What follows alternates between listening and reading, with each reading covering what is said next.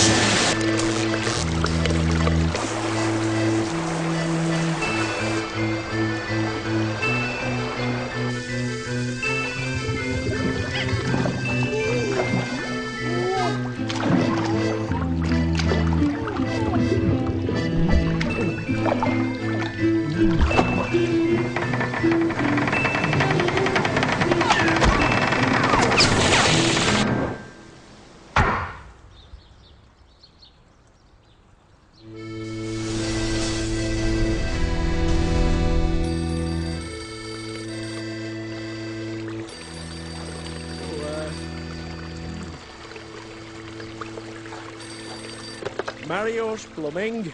I called earlier about the faucet. Turns out it might be a little bit more than I can handle. So, you finally decided to call the professionals, eh? I'll be around in 5 minutes.